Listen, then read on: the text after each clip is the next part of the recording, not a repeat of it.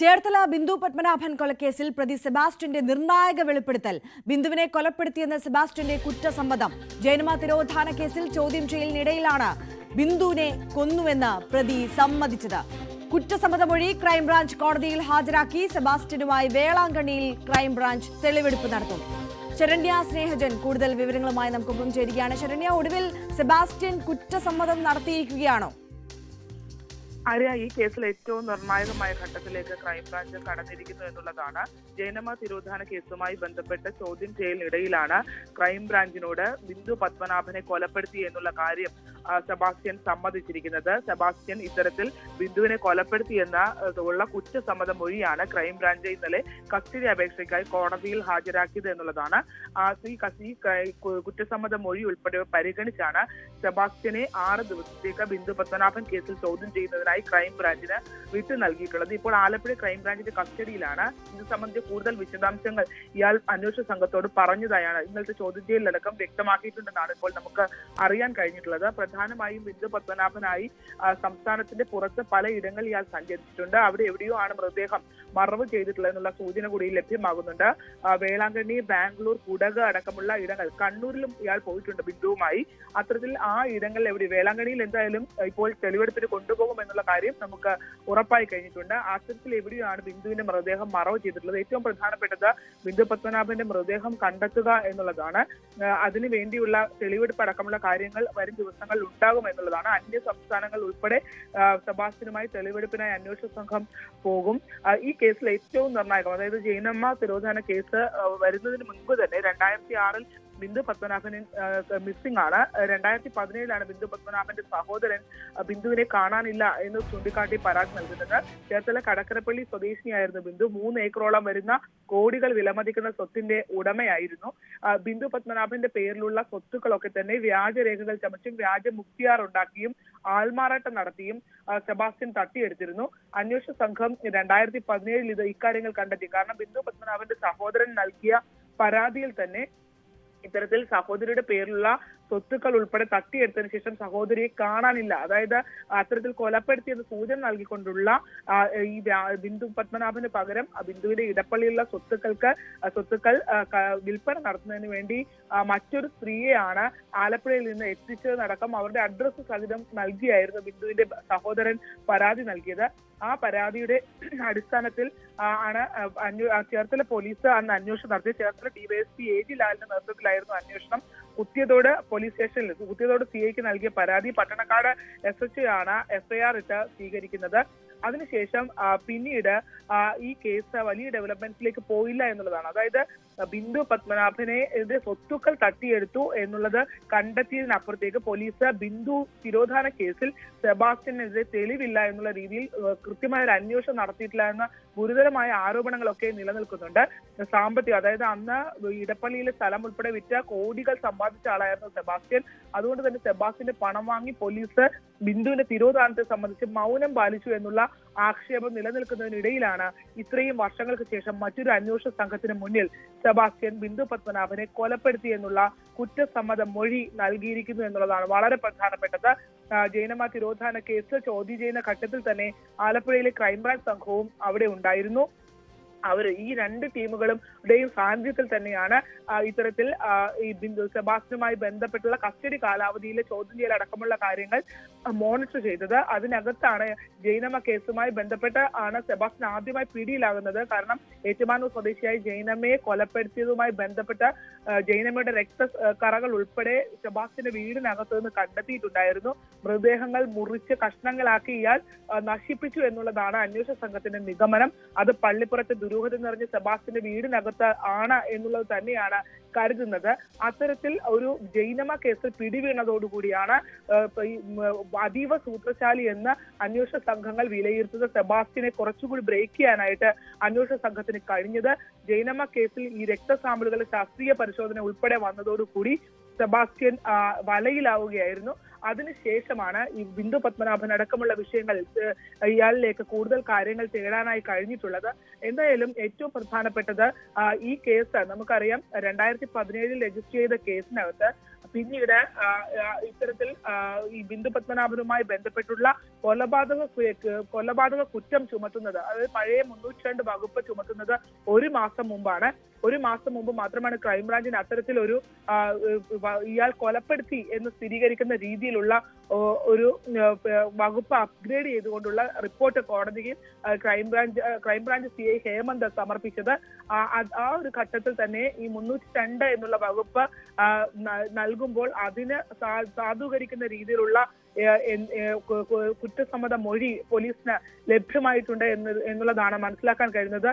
അത്തരത്തിൽ ആ വകുപ്പ് 302 അടക്കമുള്ള വകുപ്പുകൾ ചുമത്തിയതിന്റെ അടിസ്ഥാനത്തിലാണ് പുതുതായി അറസ്റ്റ് സെബാസ്റ്റ്യനെ രേഖപ്പെടുത്തിയത്. വിയ്യൂർ സെൻട്രൽ ജയിലിലായിരുന്നു ഇയാൾ ഉണ്ടായിരുന്നത്. നമുക്കറിയാം, ഈ ചോദ്യം ചെയ്യലിലെ ഓരോ ഘട്ടത്തിലും തന്റെ ആരോഗ്യസ്ഥിതി ചൂണ്ടിക്കാട്ടി സെബാസ്റ്റ്യൻ അന്വേഷണ സംഘത്തെ പ്രതിരോധിക്കാൻ ശ്രമിച്ചിരുന്നു.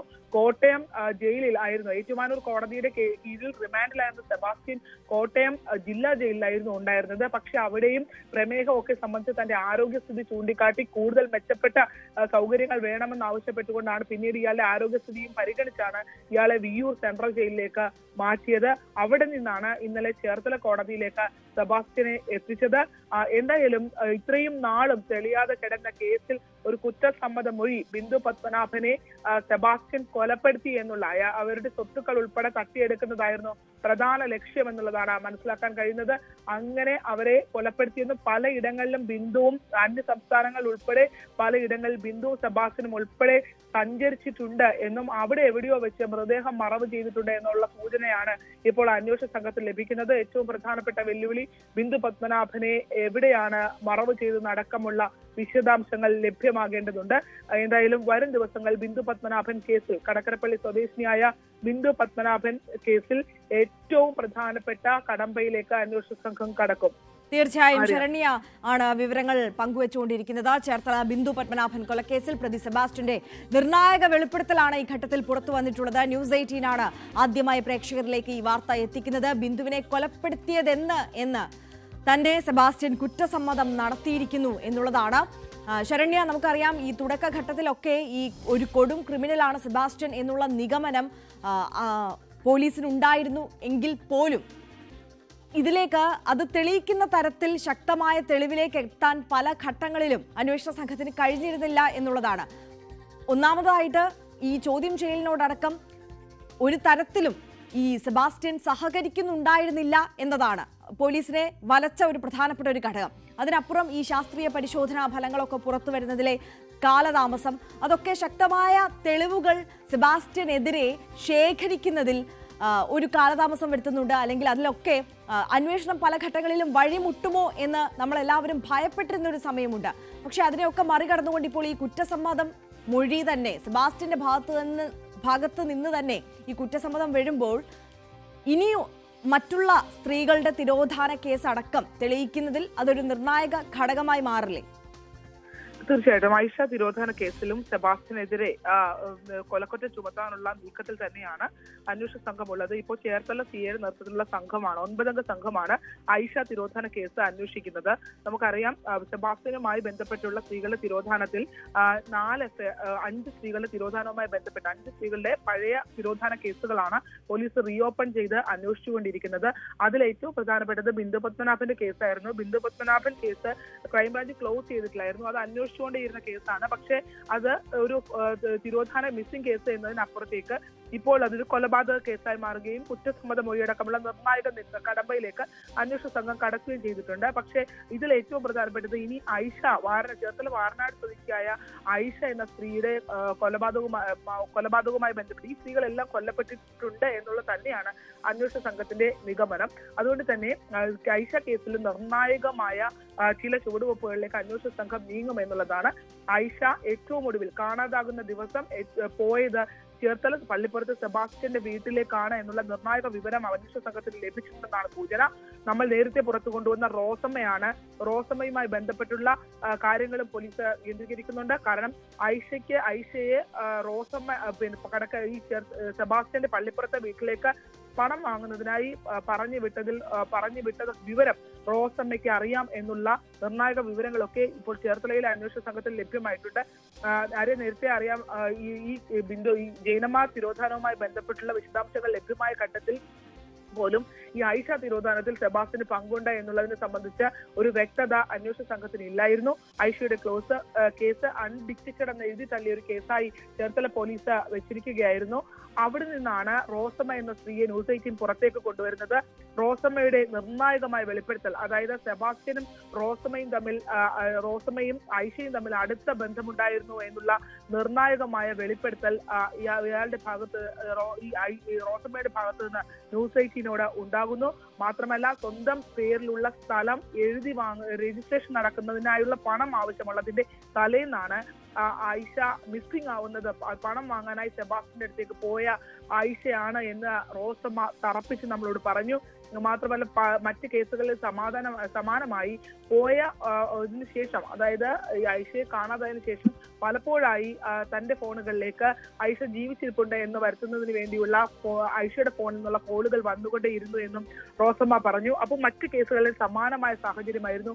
അത്തരത്തിൽ ന്യൂസ് 18 വാർത്ത പുറത്തു വന്നതിന് പിന്നാലെയാണ് റോസമ്മയെ ക്രൈംബ്രാഞ്ച് ആദ്യം ചോദ്യം ചെയ്തു. പിന്നീട് ചേർത്തല പോലീസ് വിശദമായി ചോദ്യം ചെയ്തു. റോസമ്മയുടെ ദുരൂഹത നിറഞ്ഞ കോഴി ഫാമിൽ എർത്ത് ഡിറ്റക്റ്റിംഗ് റഡാറുകൾ ഉൾപ്പെടെ ഉപയോഗിച്ചുള്ള പരിശോധന ഉൾപ്പെടെ നടന്നു. അതോടെ ഈ റോസമ്മ ആയിഷ കേസിൽ റോസമ്മയ്ക്കും സെബാസ്റ്റ്യനും, അതിൽ സെബാസ്റ്റ്യൻ ആയിഷയുമായി അടുത്ത ബന്ധമുണ്ടായിരുന്നു എന്നുള്ള ഒരു സ്ഥിരീകരണത്തിലേക്ക് പോലീസ് വരുന്നു. മാത്രമല്ല, എലിസബത്ത് ജേക്കബ് എന്ന ഇവരുടെ രണ്ടുപേരുടെയും അയൽവാസിയായ സ്ത്രീയെയും ന്യൂസ് 18 പുറത്തേക്ക് കൊണ്ടുവന്നിരുന്നു. എലിസബത്ത് ജേക്കബ് ഈ റോസമ്മയുടെയും ആയിഷയുടെയും ഒപ്പം സെബാസ്റ്റ്യനെ കണ്ടിട്ടുണ്ടെന്നുള്ള നിർണായകമായ വിവരങ്ങൾ നമ്മളോട് പങ്കുവച്ചു. രാവും പകലും റോസമ്മയുടെ വീട്ടിൽ വന്നു പോയിരുന്ന ആളാണ് സെബാസ്റ്റ്യൻ എന്നുള്ള സ്ഥിരീകരണം നമ്മളോട് നടത്തുന്നു. തന്നെയും കൂടുതൽ സ്ത്രീകളെ ഇരയാക്കാനുള്ള ശ്രമം നടന്നു എന്നുള്ള സൂചന നൽകിക്കൊണ്ട് ഒറ്റയ്ക്ക് താമസിക്കുന്ന തന്റെ വീട്ടിലും സെബാസ്റ്റ്യൻ സ്ഥല വിൽപ്പനയുമായി ബന്ധപ്പെട്ട് തന്നെയും സമീപിച്ചിരുന്നു എന്നുള്ള നിർണായക വിവരങ്ങൾ നമ്മളോട് പങ്കുവച്ചു.